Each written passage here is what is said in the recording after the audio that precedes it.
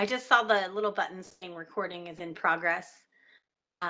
So it looks like I just want to make sure everybody knows that we're being recorded. So um, yeah, so with that, we have a big agenda here today. It looks like we have just about everybody. The last folks we were waiting for, it looks like Shelly is here.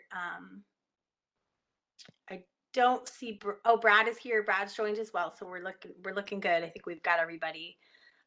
We're going to have updates from each of the each of the work groups, and then some of our regularly scheduled items. So with that, I'm going to go ahead and turn it over to Ryan, and he can get going with the proficiency testing work group update and motion.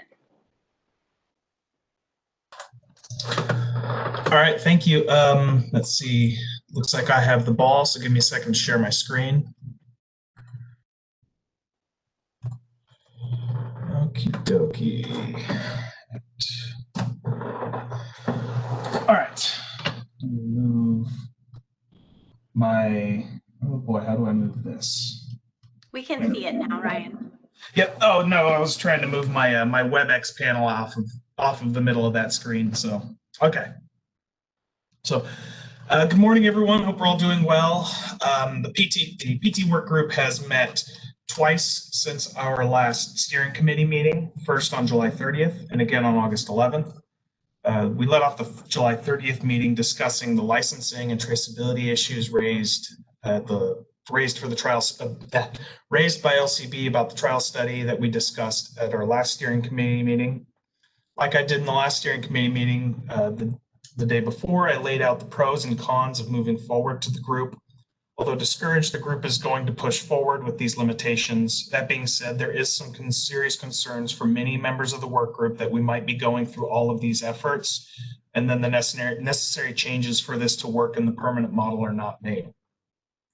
What I told the group was to hopefully ease those concerns was that without a strong, well-founded definition of matrix, our matrix matching recommendations do not have enough of a firm foundation. And in tandem with the trial study and everything we gain from that, all of those collectively are needed to convince the powers that be to address the hurdles that are present. The matrix definitions would also function as the matrices used for cannabis accreditation by LAU, which will be to the parameter. There was a lot of discussion between the members of the work group on how specific we need to make these categories. And the group was really torn at this point between having a more broad ranging definition and a more narrowed down specific delineation. There were two main arguments for having a more specific definition for these matrix categories. The samples seen by the laboratory are very diverse, especially those termed as end products from WAC 314.55. The other major hurdle being that there are no standard reference materials present for labs to use to help distinguish between dissimilar products that both qualify as end products.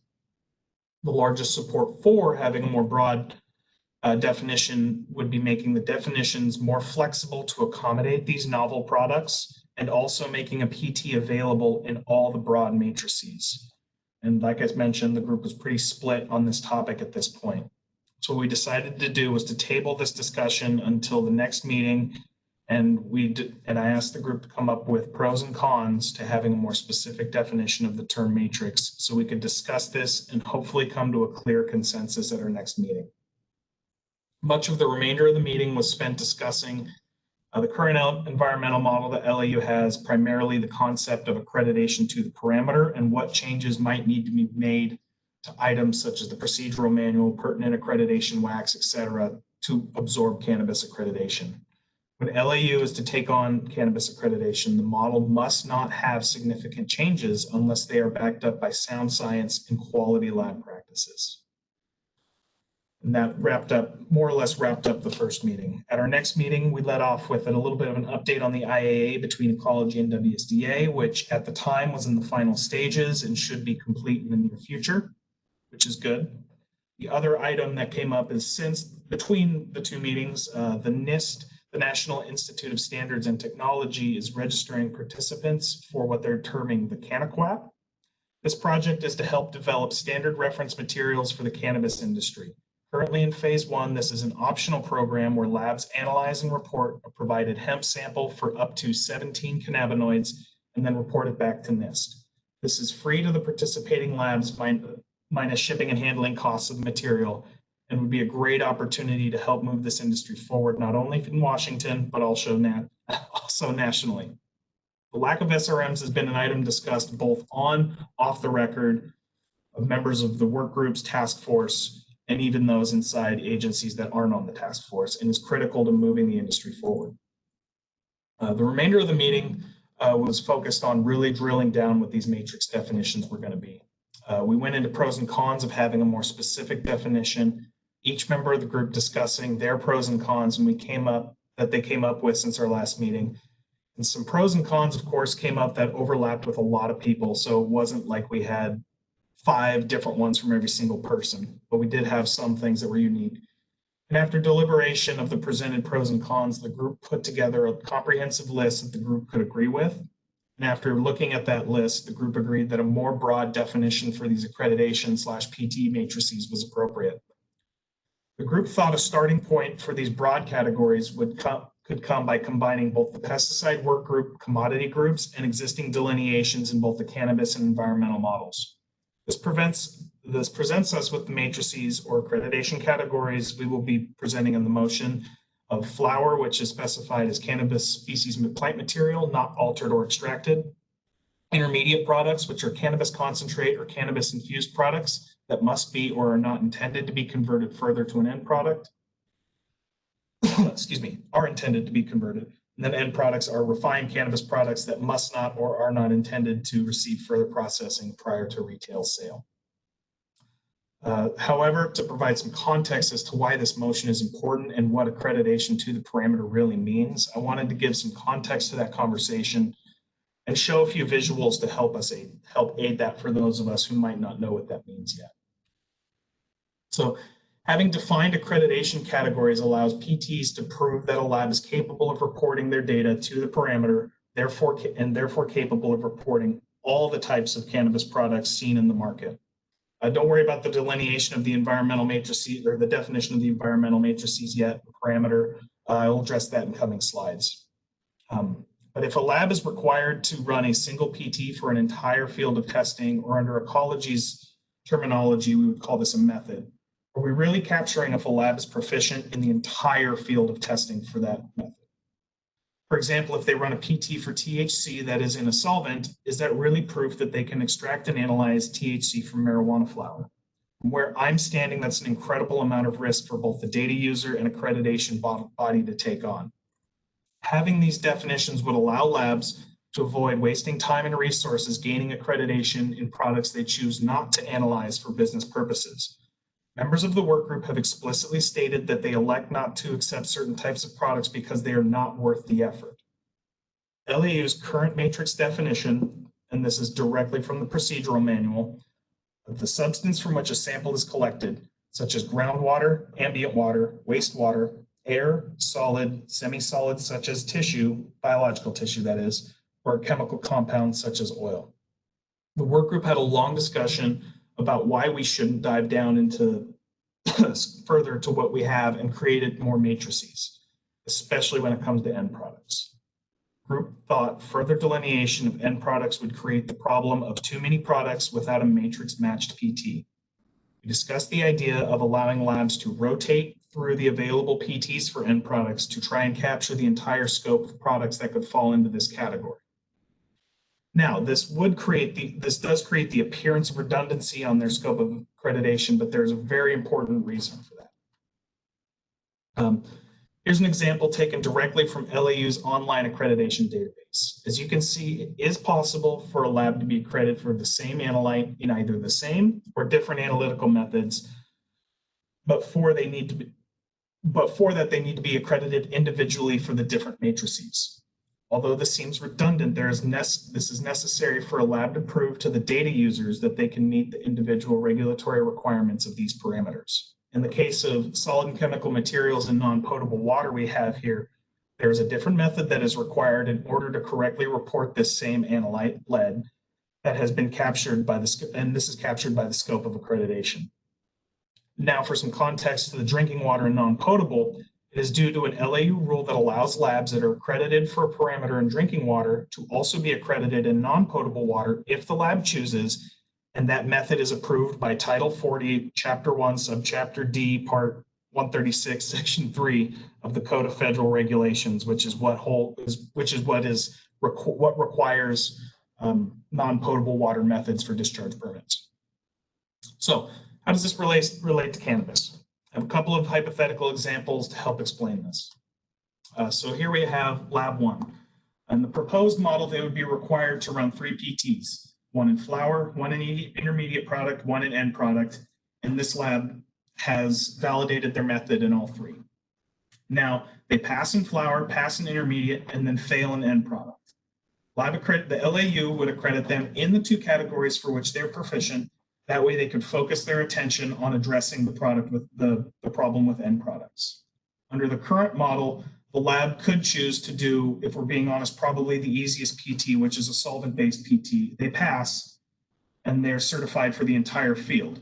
We don't have enough information to really know in this model if they're competent in flower and end products. Now for lab B, the test they're similar. They're validated for THC in flower, solvents, and lotion and end products. They run their 3 PTs. They pass in flower. They fail in intermediate products, and then they pass in end products. Again, LAU would give them accreditation in the 2 categories for which they've proven proficiency. But in the current model, if they follow the same route of only running a solvent PT, they would fail, and that does doesn't prove that they're competent in the entire field. Now, granted, if they're failing in this one, it's likely failure in other, but we don't know that for sure. We don't have enough evidence to make that decision. So, why is the motion needed? Hey, Brian. Oh, go ahead. I just want to take a pause before we move on to the rest of the presentation, because the last 3 slides that Ryan shared here are really crucial to understanding the difference in the current proficiency testing model and the ecology's accreditation model. So I just want to take a pause here and make sure everybody understands what it means to be accredited to the parameter and the difference in the lab A and the lab B examples. So I just want to take just a moment and see if anybody has any questions about lab A and lab B slides. Yeah, let me go back to I'll go back to the scope of accreditation as well, and then we'll let them, if questions come up, they can we can direct them to whatever slide they would like.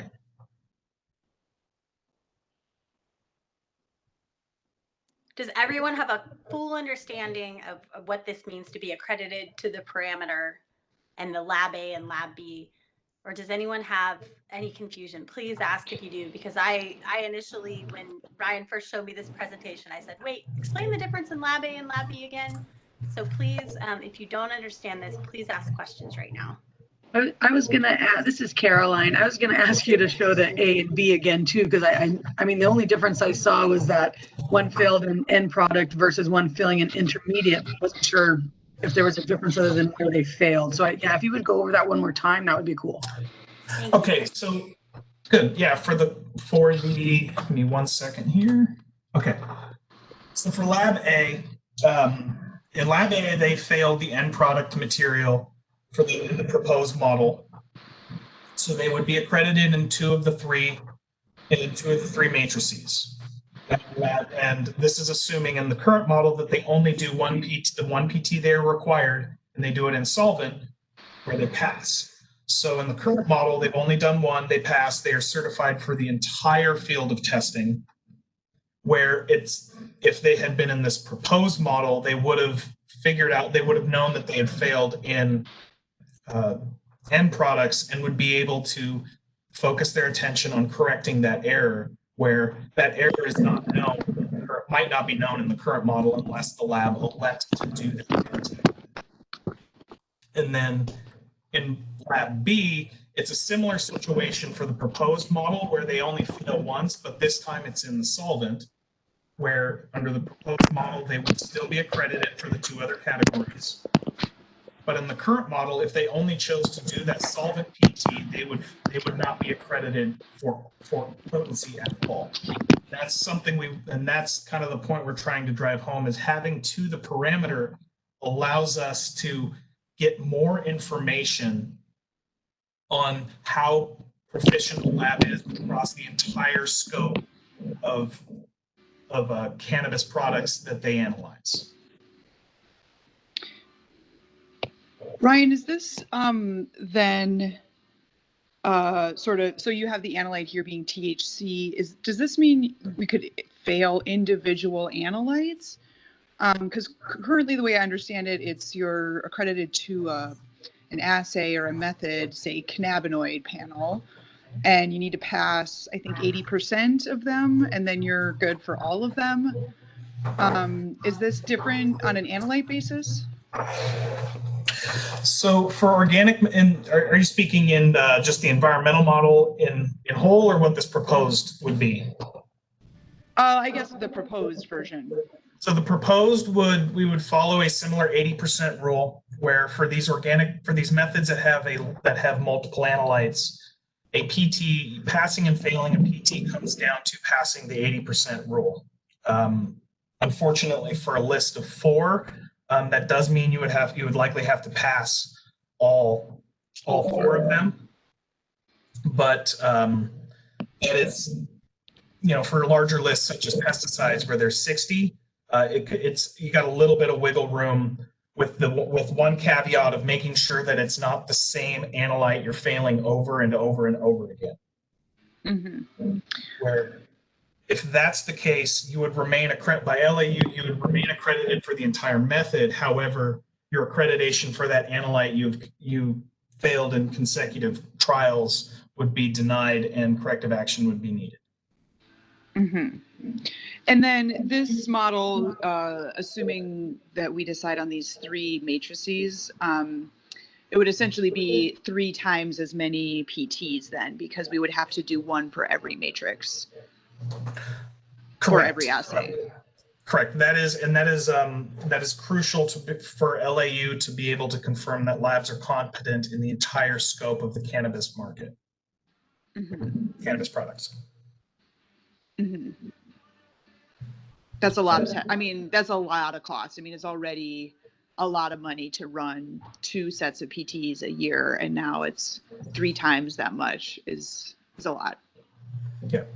Assuming there even is in matrix tests available, I guess is correct. What we're moving towards. Yeah, correct. Yeah, I can't speak to the cost part of it. From my position, that's not something that I necessarily have. I have to base more on the science of things and right. And I know that we decided that increased cost was not going to be a reason to make any decision, but it's already thousands of dollars a year we spend. I think it's over $7,000 or $8,000 I spent last year on PTs, and we try to do the cheapest version of every one available, but while also trying to get as many in matrix PTs that were available. Anyway, I just wanted to sort of clarify. So that's 3 times as many PTs, still twice a year. We could, if we fail multiple times on an individual analyte, that analyte could be taken off our list or corrective action needed. Correct. But still kind of going with the 80% pass rule. Correct. And also, there is, assuming that you run, one thing that LAU does have is for chemistry parameters, if you have proven when you first become accredited, you have your 2 PTs. After that, as long as you continue to pass your PTs, you only have to do 1 a year unless you have an intermittent failure for those methods. So it could come down if a lab continues to be proficient, you only have to do 1 per year for each of these tests and matrices.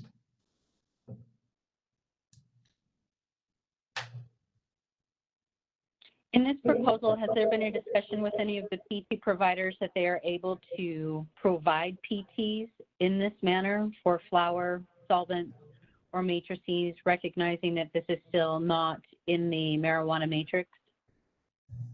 We haven't had discussions with the PT providers themselves, but we have done some research on looking to what is available, research and discussion within the work group on what is currently available. There, of course, is always LAU's rule. If there is not a PT for that parameter at all, it's not required. If there is only one provider for that parameter, it is recommended but not required. But if there is 2 approved providers, you must do it in order to maintain accreditation. So we do have, there's that, I don't want to say that there's that caveat that if there's nothing available, then we're not going to hold that against you. This is Caroline. If there's nothing available, would you recommend they do like some sort of an in-house PT where one analyst, say, spikes part of the matrix and doing a standard edition or something if it's already native, and then the other analyst, analyzes it as an unknown. So therefore you could kind of do like an in-house PT on some of those kinds of things instead, or is that not even in the scope of the LAU? That's not something we would be willing to look at. We recognize PT providers based on a set of rules, starting with accreditation by ANAB or A2LA to the ISO standards, and then take it from there, depending on what we find and how that is. We want to make sure that we just have that all the PT providers are actually validated and are confirmed by an accreditation body to be held to the accreditation standards that we want.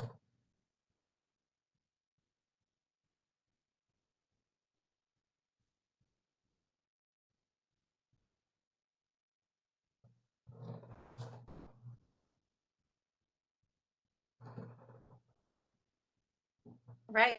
Does everybody feel like, does anybody else have any questions about Lab A or Lab B and what it means to be accredited to the parameter, to the analyte matrix and method?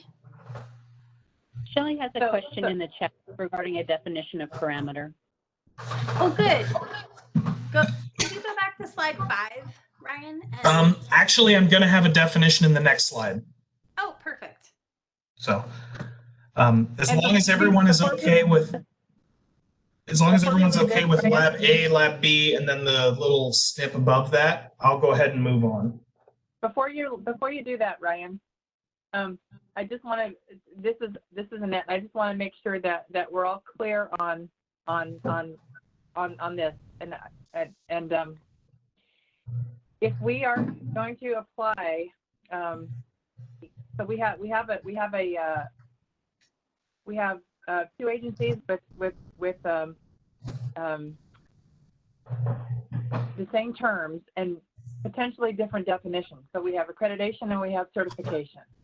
So we probably are. That's something we may not be 100% in alignment on those definitions, and that may play into this. But if under the current WACs and laws that are in place, if we were to apply the ecology accreditation model to the current rules under LCB, then what we end up with is a heavy burden on the PT becomes a very big part of this equation. And I was wondering, I don't know if we have the answer now, but if either maybe at the next meeting or something, somebody could put together those numbers. How many PT tests, do a comparison between, so we can kind of see the scope of the issue that we are going to need to address.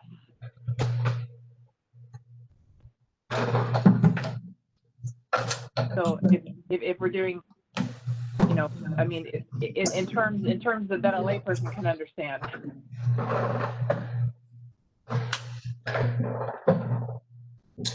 So just so I'm clear, because I think I can take a look into this for you, for the group, Annette. You take a look at what is currently available in the PT market for cannabis. Is that what you're asking? So we have this is applying the rules and the LCB rules to the ecology model of accreditation is going to, what we just heard, balloon the number of PT tests that are going to be required to meet the accreditation standard, right? And so that is something it would be helpful for me if we had a sense of the size of that. Okay. So we could. So I think what we've identified here is, okay, we have a nut we need to crack, and to get a size of that nut would be helpful. Great. Okay, I just wanted to make sure that we kind of had that.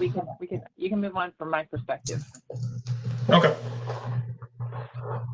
Anyone else have any questions?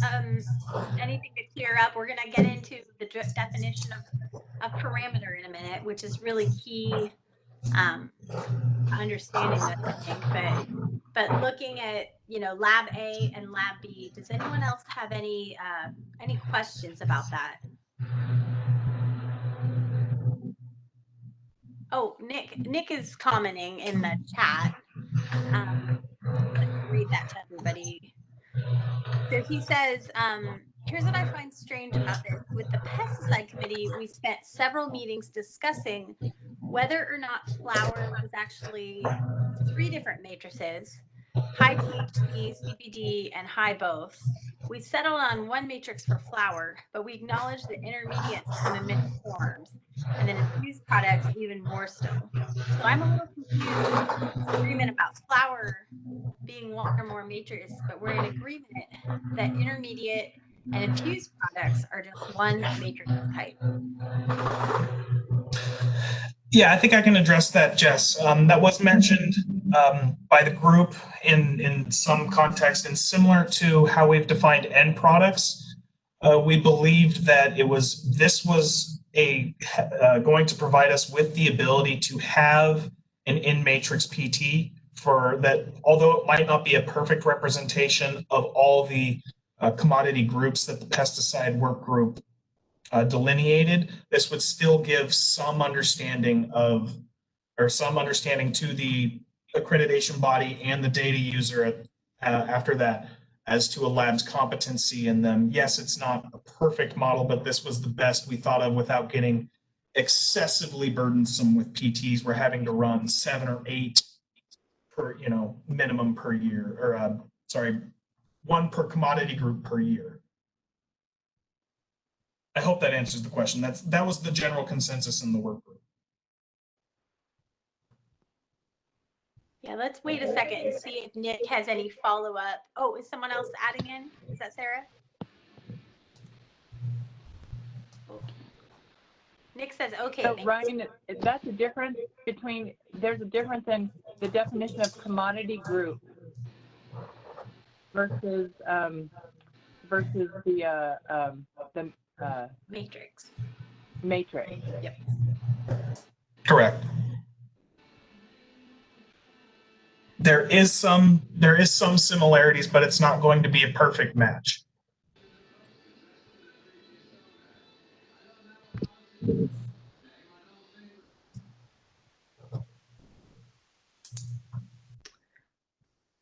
Okay. Any other questions about? I mean, the thing I'll just share my thoughts really quickly on Lab A and Lab B, and give folks a moment, because I do think there's a lot of good questions and conversation on this. So please take a moment and make sure, see if you have any other questions. This is how, so if we can look at Lab A, Ryan, this is how we've always done our accreditation for environmental parameters at ecology. It's a little different because we have solids and drinking water, non-potable water, and then solid and chemical matrices. But the point is to get your proficiency testing as close to what your actual analysis is. And the benefit is you really get you get a more scientifically defensible proficiency testing model. You could be failing in one parameter but not lose your entire you can still be accredited for your other categories, not lose your entire analyte there, so not lose all of potency. So I think that's the benefit, and then the converse is really on the lab B slide, where if you don't if you fail one PT in one matrix, you're not going to lose everything, so you can still keep two of them. We want to make sure that people can do the analysis that they're accredited for, and that's really the goal, to keep it, make sure it's scientifically defensible. So those are some of my thoughts, but does anyone, before we move on, anybody have any other questions? I got one quick question for you guys. Sure. This is Jeff from Capital. With in-matrix PTs for every matrix that we can think of, does that not make the solvent PT kind of redundant, or is that solvent PT designed to cover the matrices that we don't have PTs for? The solvent PT matrix, the solvent PTs would cover, in this case, for this proposed model, all the intermediate products as defined by this motion.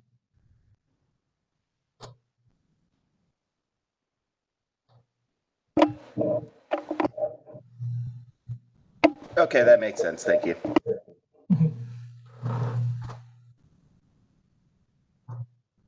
Okay, any final questions on this before we move on? Okay, go ahead, Ryan. This was a good conversation. Thanks, Jess. So, okay, so why, getting back to this, to the parameter, why is this motion needed? Ecology's model requires the structure of the parameter, and this snip is directly from page 5 of 35, excuse me, of LAU's accreditation manual. A parameter is a single analyte by a specific method in a specific matrix.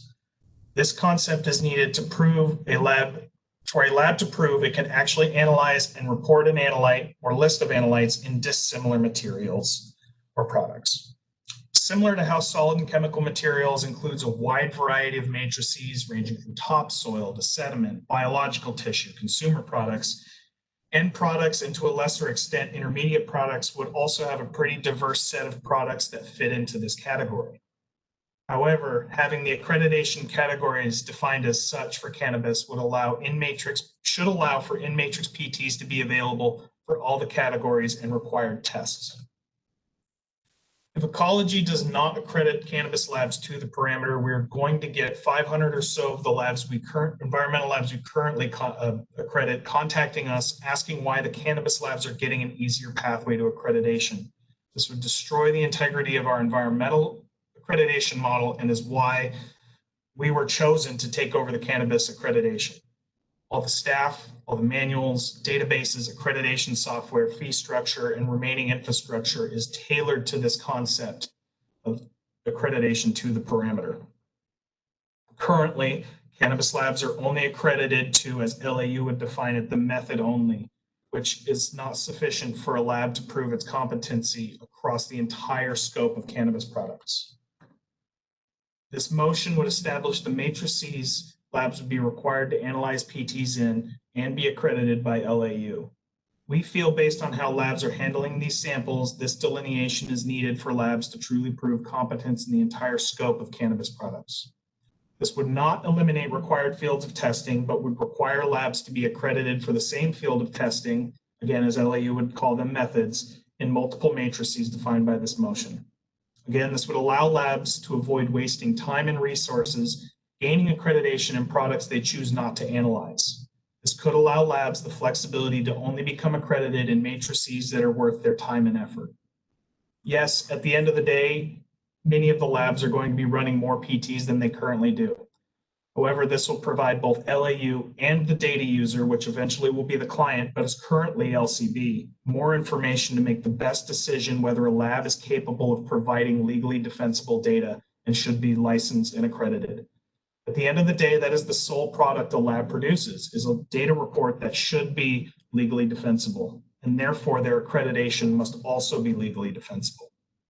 If you have a higher standard of accreditation you hold the industry to, it keeps labs that are not following methods capable of providing legally defensible data from becoming accredited and licensed.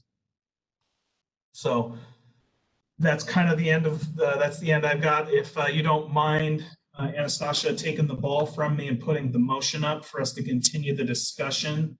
Give me a second and stop sharing my screen and go ahead and take the ball and put the motion up. So, and we'll open it up to discussion, further discussion. Let me see if I can grab the ball. Hold on one second. No worries. This is Amber with a question. I just wanted to clarify what the short bit we had about matrices versus commodity groups again. So these three matrix groups are just being referred to in relation to the PTs and LAU's accreditation. Correct.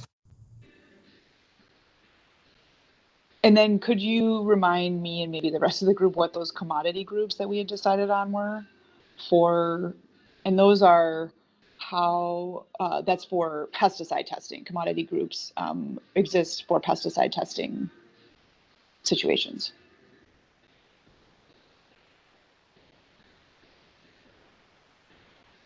Or commodity groups maybe are a Mike, wider. Mike might be best Yeah. to answer that question if he is on the line here, since he was the pesticide work group lead. Mike, are you could you I'm answer here. that question? Great. So as to which specific ones we approved, I'd have to go back to list them. Some of the difference between matrices and commodities, a difference between what is designed for the laboratory and what is, in practice. A commodity is generally something you would expect to buy at a store. You go buy, cabbages or bananas or whatever it is, and that would be the commodity. It isn't chosen on whether it's uniform or easy to test, but chosen on, consumer consideration. I'm buying an apple. Commodity groups were like groups of commodities that were similar in nature, and that method validation could be run for that commodity group.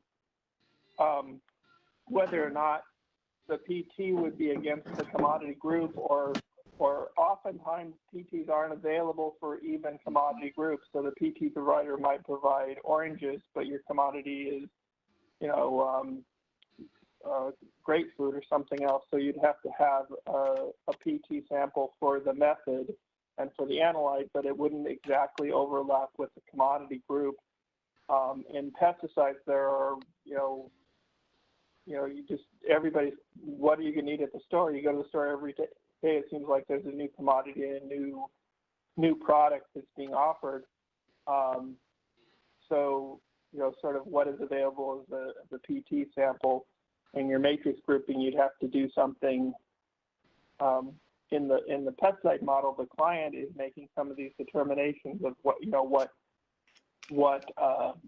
is the appropriate PT for this method. But yeah, the commodity and the commodity group are more are from the USDA model, which is more based on actual, not based on what the laboratory test proving that the method works, but on what people buy in the store. I guess maybe then, is the term commodity group applied elsewhere in the purview of this group, or we just used it? I understand it's like it comes from the USDA, and we modeled the pesticide testing on the USDA. So the language coming from there, I mean, is there any other place that we should be putting commodity group, or should we be replacing commodity group with matrix in the pesticide testing? I mean, it just seems to me like those are going to get really confusing for people who are not part of all of these meetings moving forward.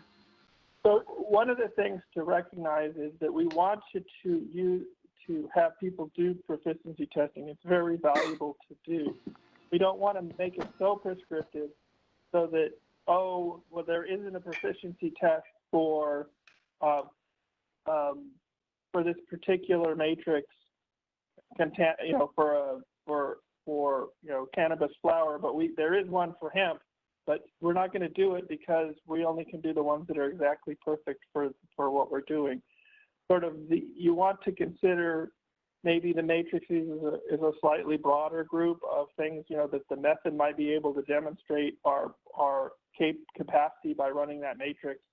That may not be, in terms of method validation, what you want somebody to run their method validation against. So sometimes, particularly in the pesticide field, you would want to, if there's a PT available and it's close, you want to run it, even if your method is for apples and the PT is for pears. It might still be valuable to run that PT to just demonstrate that your method performs. Although it can be, as the discussion was earlier, if it's too far apart, it doesn't prove anything. So there are edge cases, and I think it's important to recognize that and sort of what people are trying to do with that data. But ideally, you'd have a perfect match. You'd have a PT sample that is exactly what you want. But we live in the real world, and there's only a certain number of PT providers. So when you don't have a perfect match, you do the best available, and sometimes that isn't exactly the same matrix or the commodity group. So they're all related terms and they're similar, but they're used slightly differently.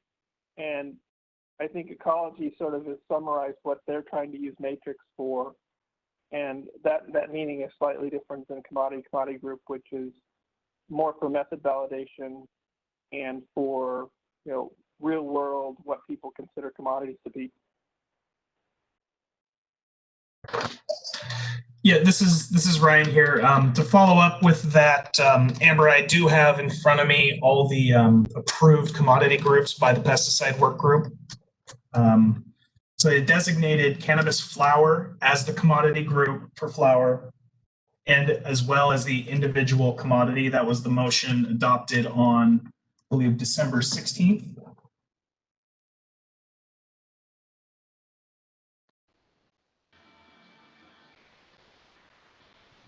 And then on February 20th, the commodity groups for intermediate, as we would define intermediate products, were commodity group 1 is hydrocarbon and CO2 cannabis products, non-solvent cannabis products, food grade and ethanol cannabis products, infused oil cannabis products, and then commodity group 5 is high purity cannabis products, with 2 commodities within that, those being distillates and isolates. And this is Sarah. I would add that we did discuss with commodity group how to add that into the definition later on for matrices as an example, noting that it's still only a recommendation that the PDP model is used for pesticides, and it's not an absolute quite yet. And accreditation is the absolute. We will be getting accreditation in 2024, and the pesticide recommendation is still only at a recommendation. So I think it was, we'll focus on cross-referencing that down the line. Are there any questions about what Sarah's comment? Because I think it was pretty important to understand that ecology's model is to the parameter, and that part isn't going to change. And so what we're really looking at is recommendations of how to improve proficiency testing for cannabis, so that bar can be raised to a standard where it can fit into the model. It's really a different, it's a little bit different than, our commodity group recommendations. I don't know if I just want to make sure everybody catches that because it's pretty important.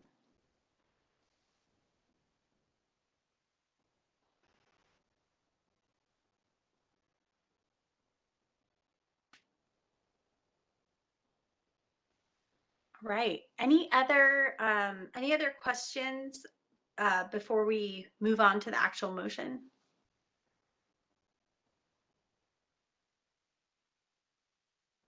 Okay, why don't you go ahead and take it away there, Ryan? Hey, Jessica, sorry, I got two mute buttons I have to manage here, and I'm apparently not quite well. Sure. So this feels to me like it's like one of those pivot points, like we had when we were first doing pesticides in plants, when we went to performance-based methods, and the implications of that decision. We did that because, you know, methods didn't exist that we could fall back on, and we don't have the resources to develop the methods in the timeline that we have, you know, and so the performance-based method was the solution, but it did create a burden of creating a client, and that was a pivot point that was a big part of the report and one of the major recommendations from this group. And this feels like it's along the same lines. It's a pretty big point. So I think there's really good discussion here, but I also wonder if we might not need a little bit more time to try to understand what options there are in order, because if and when we make this pivot, this will now create a new set of burdens that we will have to define. So I guess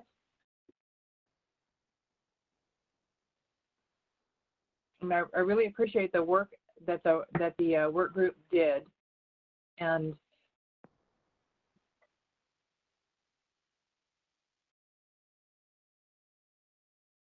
This is Kendra. The agencies will likely know this, but I do not actually believe that this motion is ready to be on the floor. I would agree that the conversation is rich and important, but I do think there are some pretty substantial pieces missing, and would also encourage an edit of the motion in a number of places to be accurate for what is being put forward versus the way that it reads currently.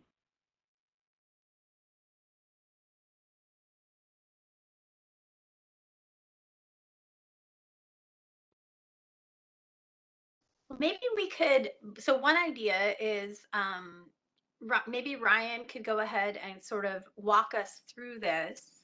We don't have to bring it to the floor and vote on it today or anything like that, but maybe he could walk us through it and we could have a little bit of discussion. Um, our agendas, we've usually been wrapping up these meetings pretty early, so I feel fairly confident that we'll have a little bit of time available. Um, does that work? Does anybody object to him just kind of talking us through this, and we can have some discussion and see where people are with it? I think that's a really great suggestion, Jessica, and I just want us all to be aware that if the motion is not ready, then we need to leave here with some concrete next steps for how we are going to walk through this. And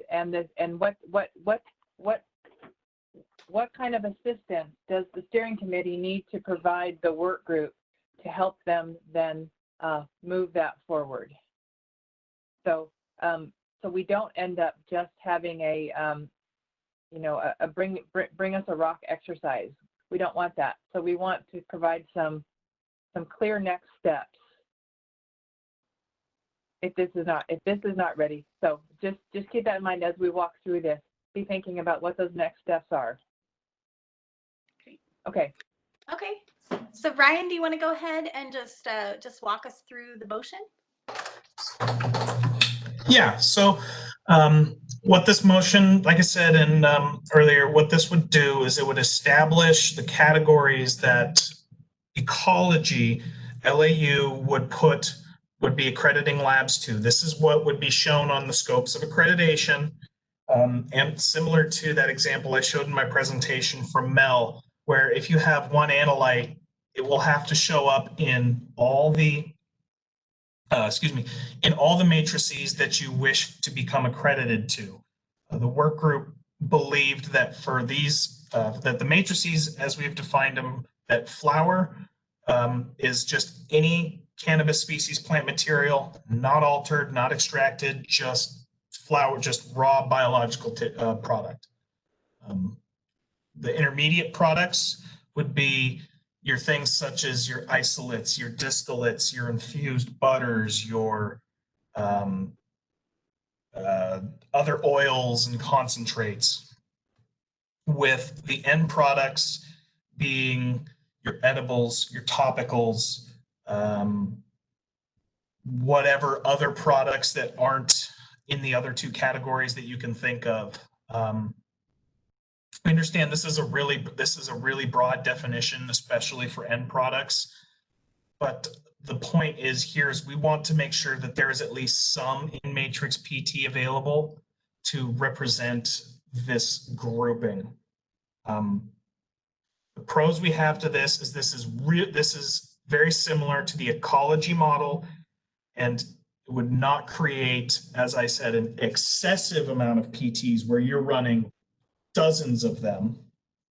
It allows a category for novel PT products to fit into in order to match novel PT cannabis products, assuming or understanding that there will be a little bit of a delay, that that if a product comes to market and stays in the market, it's not going to immediately have a PT, but the hope is eventually it would.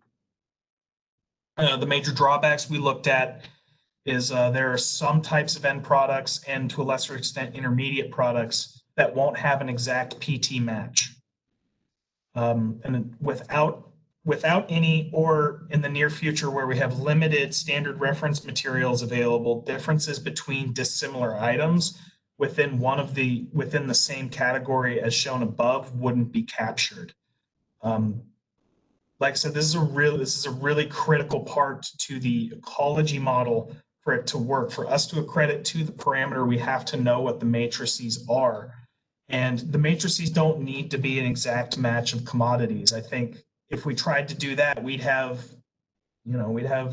a dozen or so matrices, which would make things incredibly burdensome to have matrix matched PTs, and it would create a whole lot of extra work for the labs, for accreditation, for the data users. We felt like this is an appropriate place to put the matrix definitions in order to capture all the commodities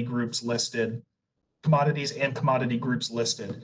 To Mike's point, this accreditation categories, these matrices would be above, I would say, the commodity group level, but they wouldn't be terribly different. Especially when it comes to intermediate products where the pesticide work group has defined all those separate commodity groups, although they are all separate commodity groups, they would be lumped in to into this one matrix, into the intermediate product accreditation category. If you guys like, I have an example of a scope of accreditation for a small lab from ecology. Similar to what I showed in my slide. I've blurred out all the lab information and all that stuff, but it just shows the scope. Just have an idea of what a scope looks like from ecology. If you guys would like me to share that, I can dig it up real quick and throw that out there. But yeah, if you had it handy, Ryan, I think it'd be useful just so people understand. Sure, give me a moment to pull it up.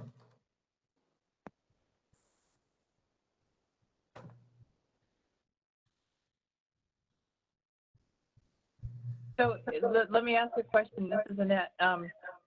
For each of these matrices, there would be 3 commodity groups under each one. So there'd be a total of 9 categories. Is that right? No, there would be these 3, matrices for the PTs to be matched to. Now the commodity groups would be underneath that, and ecology wouldn't or an LAU wouldn't really have much to do with commodities and commodity groups. That is behoovent on the validation process and the client at that point, where matrices would live. These matrices would live in a, if we're looking at a tiered system, above that. Okay. So I should be able to share my screen now. Let me double check, make sure I don't have any of the pertinent lab information on here. Okay, so this is a really, really brief scope that we're looking at here. This is a really small lab that is an asbestos only lab.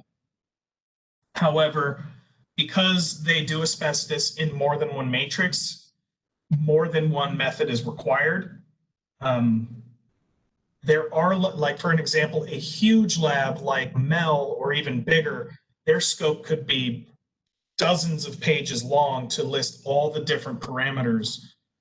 But it is necessary on our part for us to prove to a legally defensible level that the lab is able to generate data on all those parameters to a legally defensible level.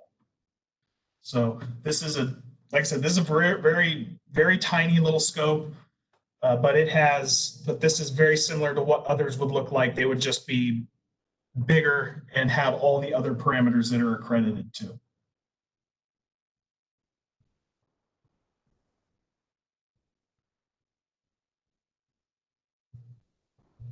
And I do apologize, I don't have a larger scope available with everything blurted out, just because would be 25 pages of blurting out expiration dates, lab identification down here in the bottom area. It would have taken me several hours to do that. No, this is great, Brian. I think simple is good. And I wanted to do a check-in with Shelly to see if you've got a good grasp on I know you had the parameter question, and we moved ahead there. So I just want to make sure you feel like you've got the parameter question answered. Yeah, I think I do. One thing I wanted to go back to the motion, I know we're not considering it today, but one of the fonts that were listed, I just have a question about that. Okay. I will go ahead and toss the ball back then so that we can take a look at the motion. All right, so I'm giving it to you, Anastasia, correct? That's correct. Okay, I'll pass you the rock. Here we go. Okay, so now given that discussion, the motion has been out there, and if someone would like to move to make the motion and the second, we can vote on it, or we will table it until a further time. But then we do need to develop some next steps for how we're going to move through this concept. I believe Shelley had a question on one of the ponds. Yeah, thank you. So can you guys hear me okay? Yes, I can hear you. Great, thank you. So the first bullet there that says some types of end products might not have an exact PT match. So how does that, do we have an idea of how that would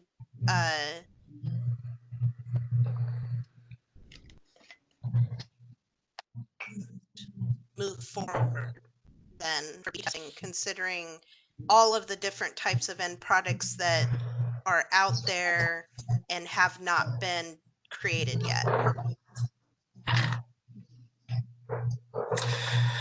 Yeah, so I believe the last time I looked into, when I looked into this last week, in prep for the meeting, I looked into what was currently available through Emerald, Finova, and what I was able to find is that they have, I believe, this motion would classify as end products, 4 things. They had, there have been hard candies, a baked good like a cookie, beverages, and oh, I'm blanking on the other one, like a gummy bear or a chewable candy. Those are what's available. And like I said, the con is there are products such as topicals or suppositories or thermal patches. There's a whole bunch of other things that I think the labs would have a better would be able to better describe all the different types of end products. And that's what the con is all those other types of end products wouldn't have something that's an exact match. But in this motion, there would at least be a category that they could have something close in order for them to prove some amount of competency in those sorry, not some level of proficiency in those range of materials. Like I said, they won't be perfect, but they'll at least be closer than, say, if they're doing a solvent PT or a flower PT.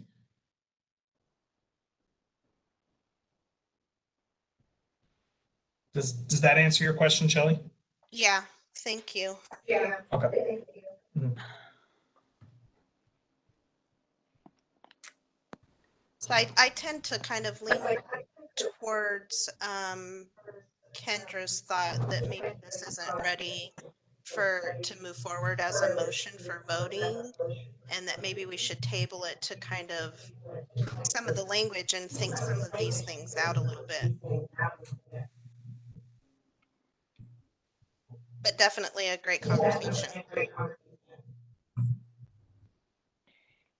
So I appreciate that thought there, Shelley. Do you have, and I think you've raised some really good questions. Do those questions lead you to what do we need to do to tweak the language or to work through the issue more thoroughly?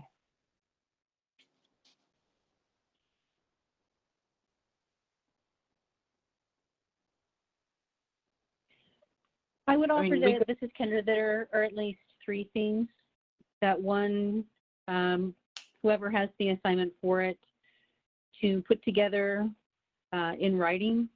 What are the existing proficiency test providers able to provide in flower, intermediate, and end products as a comparison across all, as the first. The second, a comparison between the definitions of commodity, matrices, and parameter, and how they would intersect in this current model. Yeah, I agree with that one, and, definitely. Yeah, and lastly, a comparison of, in current rule, how many proficiency tests are required versus future rule, how many will be required under the parameter and matrices model. Almost it's not a full-blown, but it's a small business economic impact statement, at least only in the category of total number of PT tests to be run. Okay, so let me see if I got that. So the first one is to put together what the existing PT providers are able to provide in terms of these definitions of commodity, matrix, and parameter. That PT providers in regards to the, sorry, I apologize for interrupting, I just wanted to clarify that. PT providers able to provide in relation to the definitions that were being proposed here, flower, intermediate, and end as the matrices. Okay. And the parameters under those matrices. So we can get a better understanding of that. Okay, and we had a lot of discussion previously on the PT test, and some of the issues that arose there, I imagine, will arise here as well. So a fuller understanding of what the PT providers can do, and then I think it's also incumbent upon us to come up with options for, because I think we're running into roadblocks, which is not a surprise. We knew this wasn't going to be easy, and to develop some options for solving those roadblocks, those barriers. So is that something you see the work group doing? Maybe with some help from a steering committee sponsor, or are we thinking that looks like a work group presentation at the next steering committee meeting with some time set aside for the steering committee to consider options and how to provide some direction to the work group?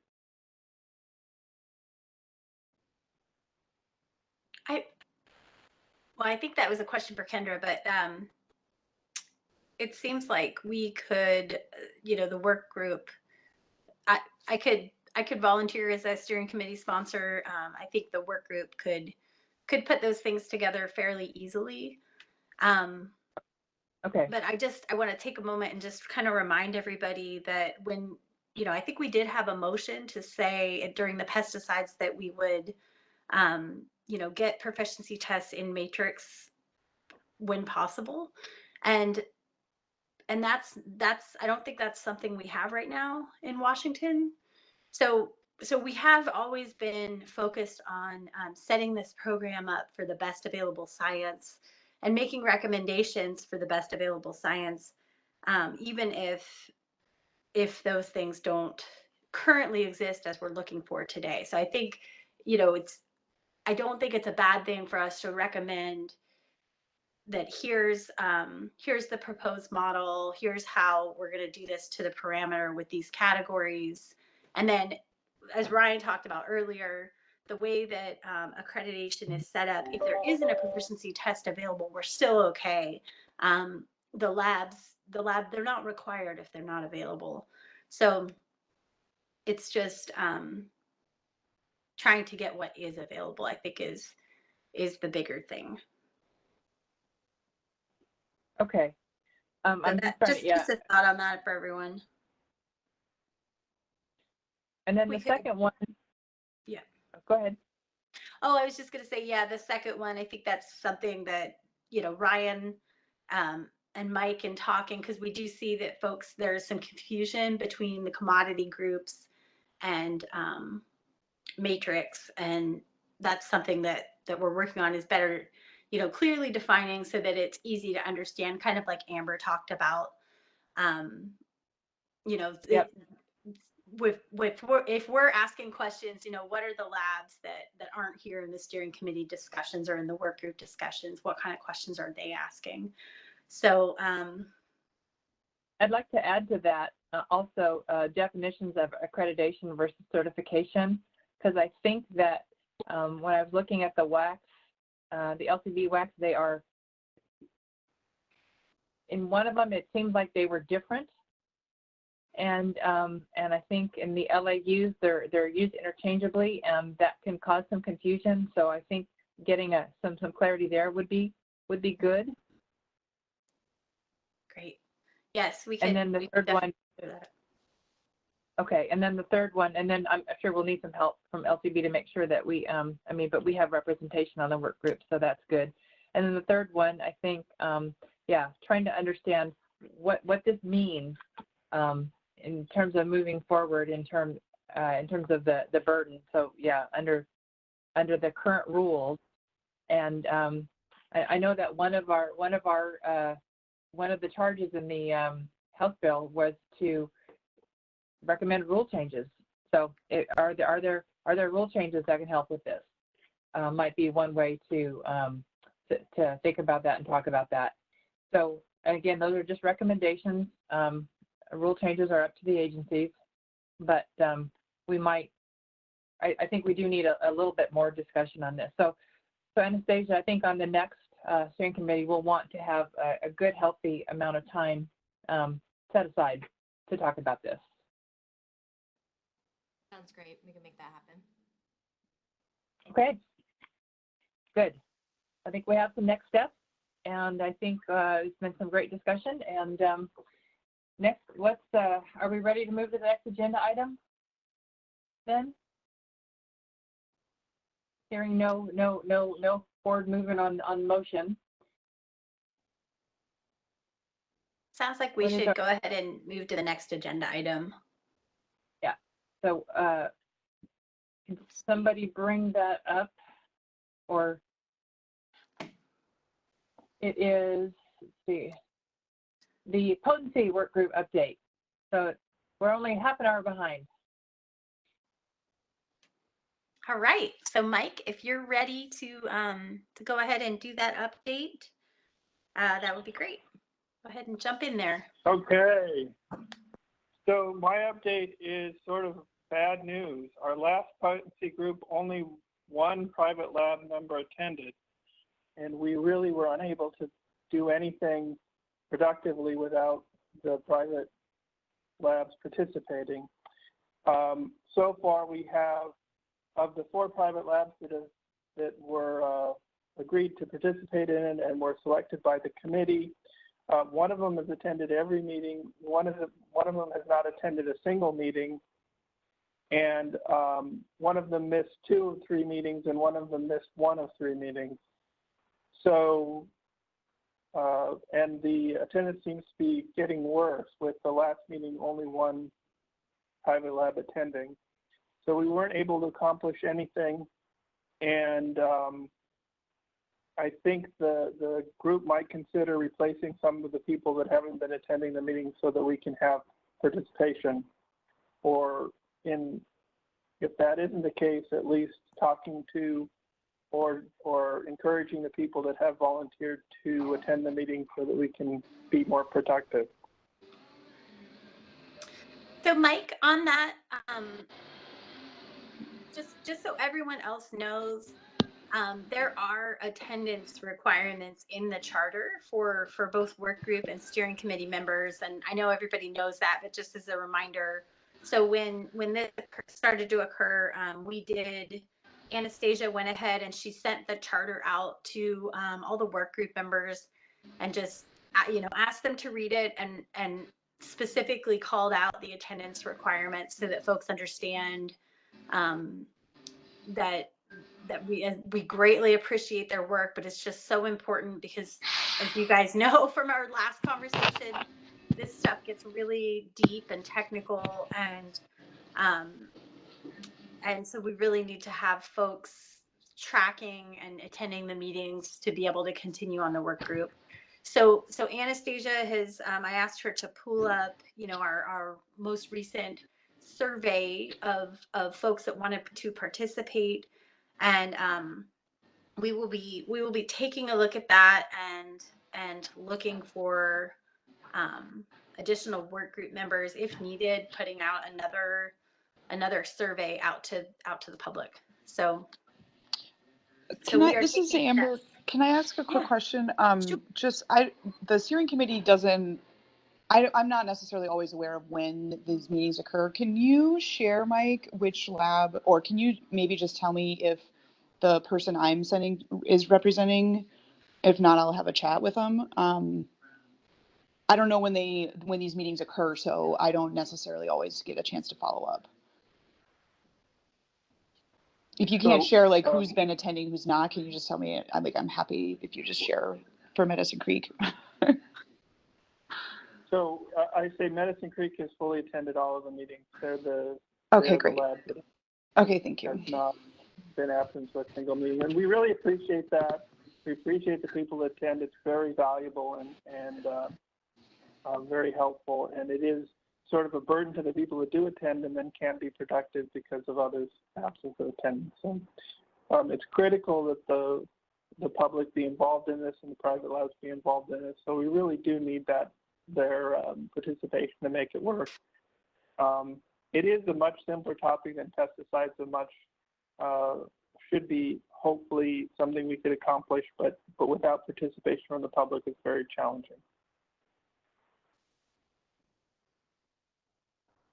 right, and the intent is really important, because these are the labs that will be using these methods and protocols. So we really want to make sure that they're there at the table.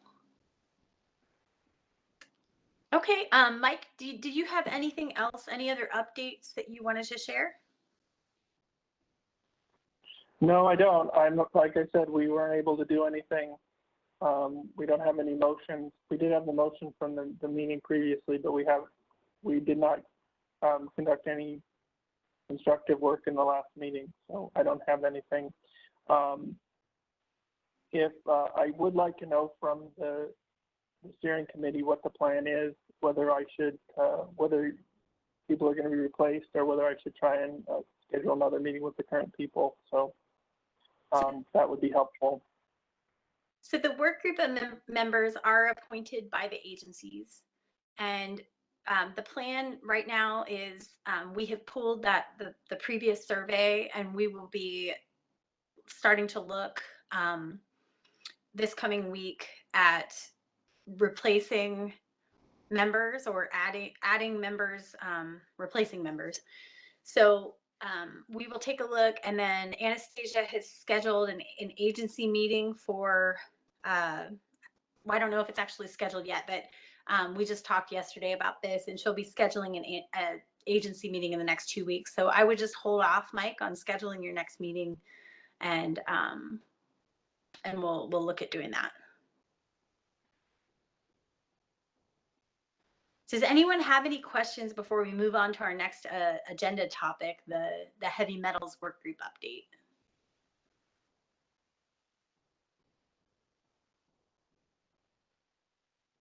Okay. All right, let's go ahead and we'll kick it over to Caroline for her presentation.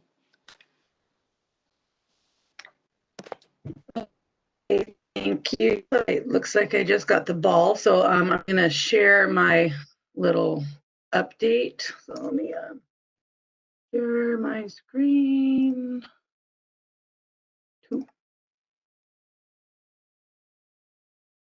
You guys seeing the PowerPoint? I see it. Oh, okay. Yep. Just want to make sure it's on the right screen because I've got that too.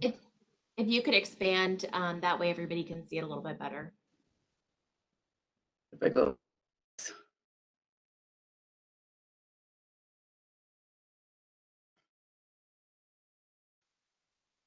Looks great. Looks good. Basically, we've met one time. Sorry. So basically, one time since the last steering committee, which was on the 14th, and our next scheduled meeting is actually next week on the 26th. So that was really good. And then my last little slide here is the general topics update, and then we'll go to the motion that we also sent out. So for the topics discussed, we continue performance versus prescriptive methodology. At first, I was under the impression that we had decided to go with performance-based, but it turned out that that was not quite the case. And we realized that we really need to make or to take official yay and nay votings to make sure that everyone's voice is heard. Because before I was just one of those kind of general, oh, does anyone disagree? And no one had really spoken up. But then some people did have some issues. So we are still, and unfortunately, during some of the real meat of the discussion this last time, we ended up having some audio issues, and Anastasia was not able to capture all of the pros and the cons that everyone was sharing. And so we sent out a survey to try to capture those individual opinions a little more clearly. And then we'll be speaking about that hopefully next week so that we can decide whether or not we are going to go performance prescriptive or if we're going to need the steering committee to discuss the pros and the cons. We'll see if we can come up with a consensus or not. We just need to be able to discuss that a little further. And then we are remove that term inorganic test, and it's moved from all of the different sources. So we wanted to make a motion, and it was a unanimous decision. But we'll be talking about that last. The third point was we started going through a QC comparison document that I had put together. and discussing the various types of QCs, how different methods and labs. We're using the terminology, what the terminology should be for the different ranges, and just what is currently being done right now. We looked at, I think, 3 different private lab criteria and or SOPs, and then we also looked at the FDA's EAM 7, which is the specific part of the manual for their metal testing with the microwave digestion. And so we were just kind of going through those because we would like to harmonize this terminology and plan criteria so that we're all on the same page and that we all know what we're talking about. And then we also, we got through 4 of the different 5 tabs, so we still have 1 more to read through, and then we have about that and see if we can come up with a document recommendations on doing the terminology and the criteria. And then we also discussed some good practices that could become recommendations later, such as adding stabilizers like gold or hydrochloric acid for mercury stabilization and memory effects, using collision or reaction cell technology for interferences. And again, I'm just kind of trying to harmonize some of the units and the terminologies. And that was pretty much it. So the next thing, I guess, would be to go to what that motion was and kind of open up that topic. So let me, so for some reason, once I have the ball where I can reshare. So if Anastasia, can you grab the ball from me and then get back so that I can share the Word document on the motions, or you could put it up if you have it. Perfect. Let me see if I can get the ball from you. Oh, we can see it right now. Okay, you can see it now. Okay. Yeah, so you can just read through it, or this is something that we're, or if we need to also. Caroline, if you could Okay, expand. so the motion is applies for total arsenic of organic. Oh, sorry, let me make it a full screen. Is that better? Looks great.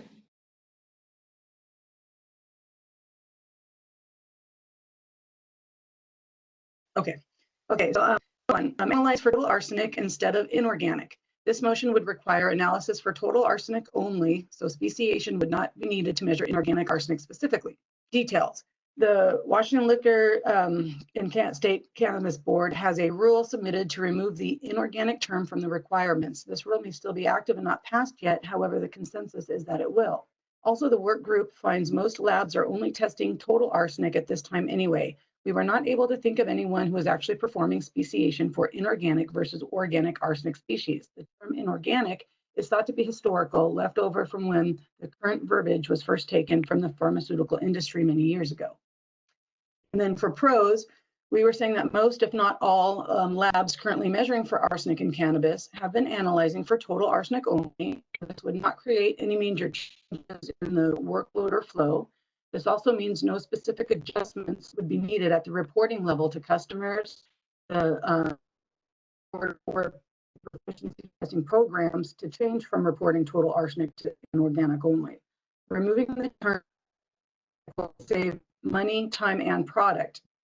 To differentiate between the inorganic and organic forms, we need a HPLC or an IC, which is a high performance liquid chromatograph, or an ion chromatograph instrument, and that would be required required in tandem with the inductively coupled plasma mass spectrometer to perform the speciation. And that would also be different, a different method than what is used for total arsenic.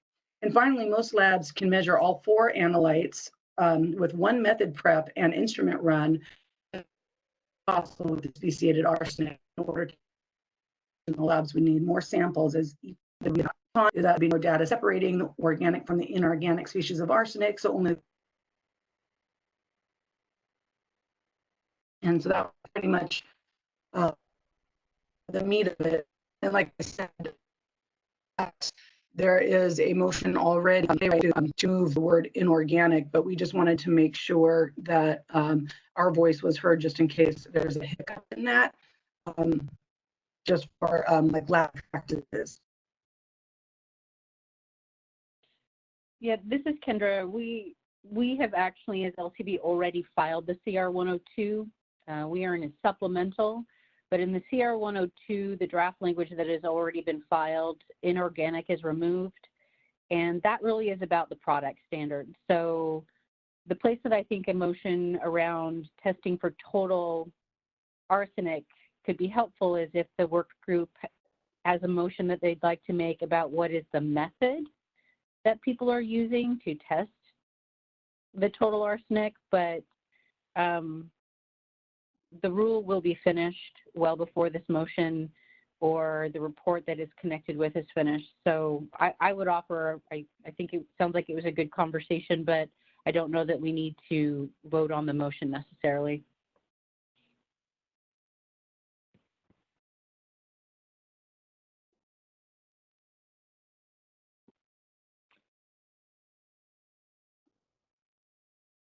I agree with you, Kendra. This is Annette. That I think there was good conversation, and we are working on methods and procedures as opposed to product standards.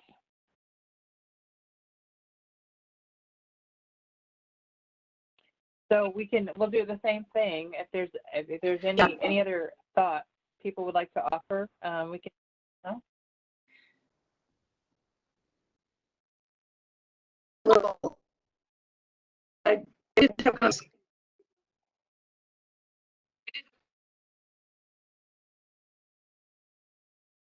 Can you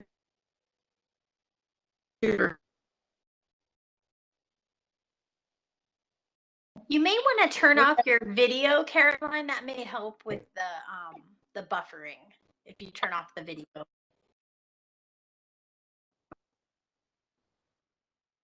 Okay, let me see. Okay.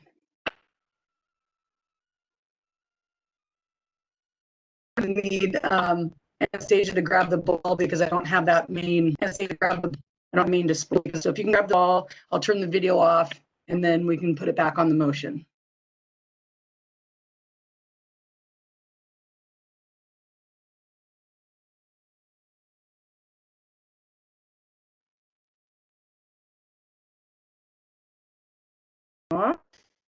Okay, and then if you can put it back onto me, and I'll put it back on the motion.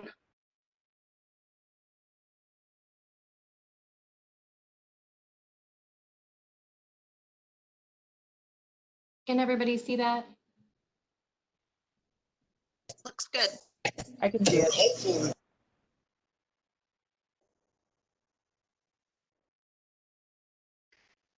Okay, so let me go backwards a little bit. So it sounds like we don't need is if that's what I was hearing.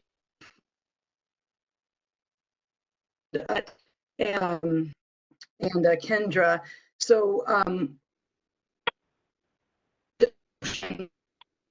don't need this. We just move on. Why? So we can't really write a motion that is going to dictate what methodology you need to use because we still have that is going to dictate what have that discussion.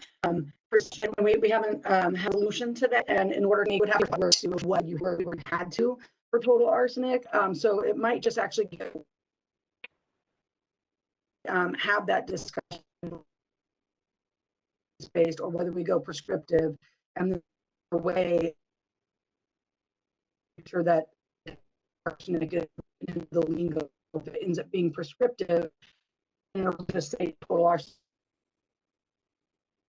being performance, just write in the title be on total, just write on discussion, and we are discussion and or just not consider it.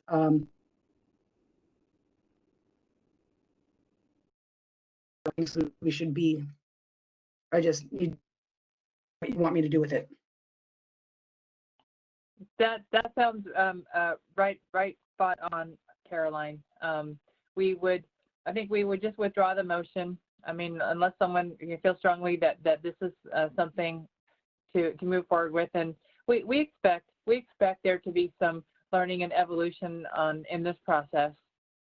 We're dealing with now a much broader and more complicated scope than we did before, so that's okay. I think that your next steps on talking about the prescriptive versus performance-based is spot on, and you'll bring that forward when you're ready to, when you have it in a place. So if there's a prescriptive, if you decide to go prescriptive, then that will be because you have a prescription that you think will work and that you think is the right direction. So I think that is your next step. Okay, so then do I need to do anything withdraw the motion? Do I need to sort of like withdrawal, or is it just?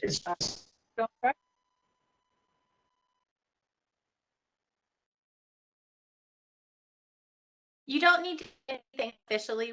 We've had a conversation, and if the motion were passed now, then we would, that would be noted, and that would go into onto the website as a motion that was approved. So yeah, there's nothing to do at this point. But thank you for the update. That was very helpful. All right. Does anybody have any additional questions or comments about? Oh, thank you. Great. Thank you, Caroline. Okay, so next on the agenda, it looks like we have an update, client rules update. Shoot, I think we have a little bit of a delay. It looks like we have a little bit of a client rules update next on the agenda. So I will turn that over to the client agencies, over to LCB and Health and Ag to talk about if there's any updates on the client. And I think those folks, along with Annette, can give us an update on the rules. The rules coordinators. So in the world of the client, there's no new information since the last steering committee meeting. For the rules coordinator work, we were scheduled for August 10th, and we needed to reschedule due to a scheduling conflict. So we have a meeting scheduled for Monday, the 27th. The meeting material will go out hopefully tomorrow for that to all those individuals that the LCB rules coordinator has worked on. And so we are having that conversation on the 27th and more to follow after that.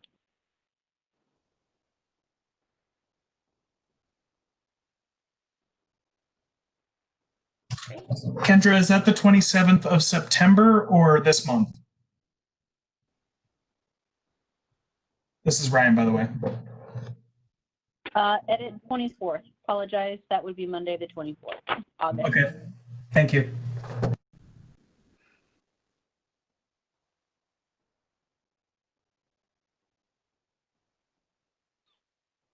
Okay, I think we're caught up.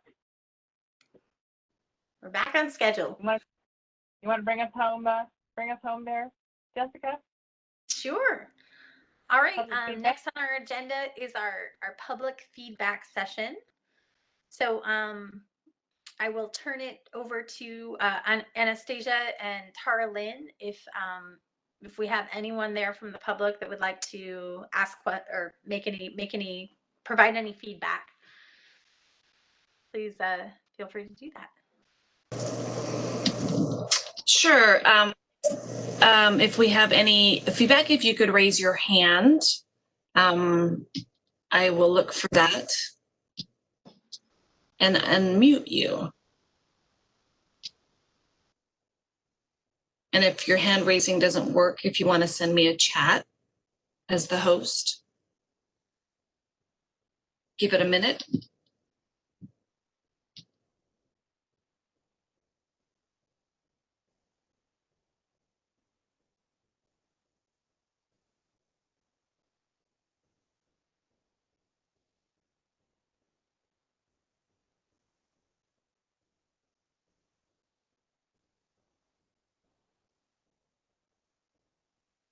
I'm not seeing anything. If somebody has something, just say, hey, I have a question, even though it may take a minute for you to type it.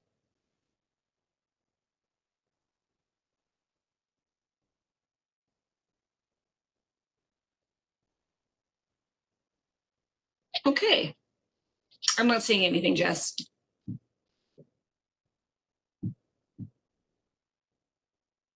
I'll let you know if something pops up before. Great.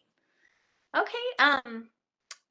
So looks like there's no feedback, and that concludes our agenda for this steering committee meeting. So and our next committee meeting is when, Anastasia?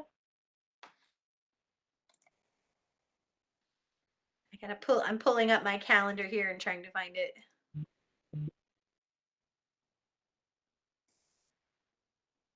Looks like our next meeting is scheduled for September 17th. And you guys will be getting more details about that. So yeah, thank you everybody for attending today and for contributing to the robust conversations that we had. I think it was really productive. And have a great rest of your day, everyone. Thanks. Take care. Hey, Jess, this is Shelly. Thank you, everyone. Can you hear me, Jess? Oh, I can hear you, Shelly. Thank you. I did put a question in the chat, but I don't think it went through. And it may lost here. Let me take a look. What is your question? I just wanted to know if the work that Carolyn and the potency group performed, if it would be retained somewhere, or if we include that information in a report, even though we're not moving it forward as a motion. Yes. So with the last report, all of the work group meetings were documented, and the steering committee meetings they were each documented. So if we use that same format, it will be captured. Of course, it's captured on the website and it's captured on the recording. So so all of our steps and discussions are captured. Okay, good. Yep. Thank you for clarifying. Sure. Enjoy your day. Yeah, you too, Shelly. Have a great Thank day. you. Bye-bye. Bye. Bye, everyone. Thank you so much for attending. Thanks, everyone. Have a good rest of your day. Bye, everyone. Bye.